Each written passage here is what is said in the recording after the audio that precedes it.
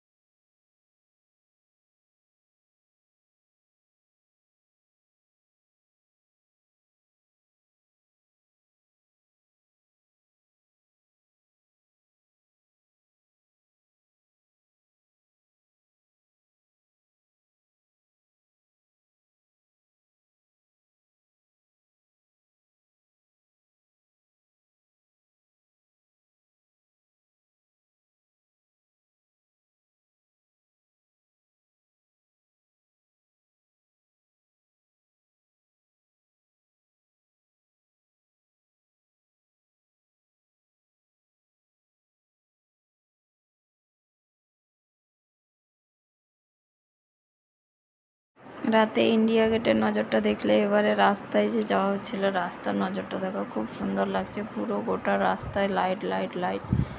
মানে পুরো এ দেখো এই সাইডটা দেখো লাইটে মানে খুব সুন্দর লাগছে। রাতেই তো বেশি যাওয়া আসা হয় না, আর এত নজরটায় খুব পড়েও না। তো আজকে হঠাৎ আমার যেহেতু বললাম না অনেকটা সন্ধ্যা হয়ে গেছিলো, গেছিলাম তো পুরো লাইট জ্বলছে দেখো, সুন্দর লাগছে। আর রাস্তার নজরটা যে একসঙ্গে যখন ট্রাফিক জ্যাম হয়, লাইট টাইট সব মানে মোটর সাইকেলের গাড়ির সব লাইটগুলো যখন একসঙ্গে ট্রাফিক জ্যামের মধ্যে লাল লাল লাল লাল হতে থাকে, তাতেও খুব সুন্দর একটা নজর লাগছে। আর যেরকম দেখো একটা রোড দিয়ে যাচ্ছি, কিন্তু এই দেখো এই সাইডে পুরো একদম তিরঙ্গা কালারের লাইট, খুব সুন্দর লাগছে পুরো রাস্তাটা দেখো, এত সুন্দর নজর। তোমাদের কেমন লাগলো কমেন্টে অবশ্যই জানাবে, ভালো লাগলে একটা লাইক করে দিও। তোমাদের পুরো দিল্লির রাস্তাটা দেখালাম, একদম আগে এতটা ছিল না, এখন পুরো একদম দিল্লির রাস্তা ঝকঝকে চকচকে পরিষ্কার পরিচ্ছন্ন। আর এই দেখো এটা হচ্ছে তিরঙ্গা কালারের যে লাইট, পুরো যতটা পুরো রাস্তা যাও পুরো তিরঙ্গা কালারের লাইট। এটা হচ্ছে গিয়ে নয়ডার রাস্তা, নয়টা দিয়ে গেলেই এই লাইটগুলো বেশিরভাগ নয়টার দিকেই কিন্তু পুরোটা একদম পুরো লাইন। আর রাস্তা দেখো এই সাইড দিয়ে যাওয়া হচ্ছে, আমরা তো ফ্লাইওভার দিয়ে যাচ্ছি, কিন্তু নিচের দিকে যখন দেখি এত সুন্দর নজরটা লাগছে। তোমাদের কেমন লাগলো কমেন্টে অবশ্যই জানাবে। ওকে, এরপরে বলতে বলতে দেখো আমরা যখন যে ভারত বন্ধ দিবসের সামনে দিয়ে যে ভারত বন্ধ করছি সেই ভারত বন্ধ দিবসের সামনে একদিন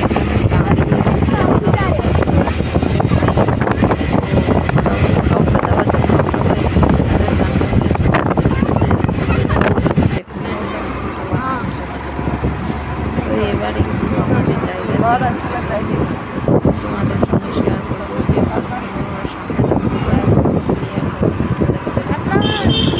सरकार की 39 की स्पीड से जा रहा है।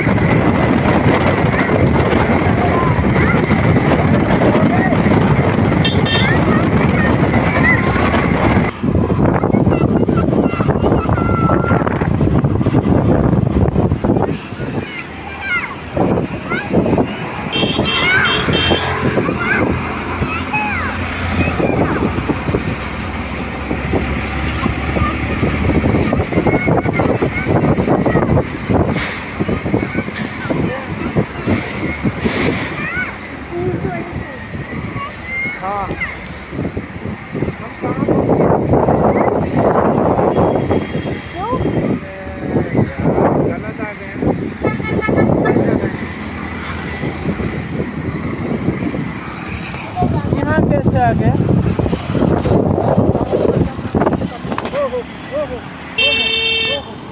क्या हुआ?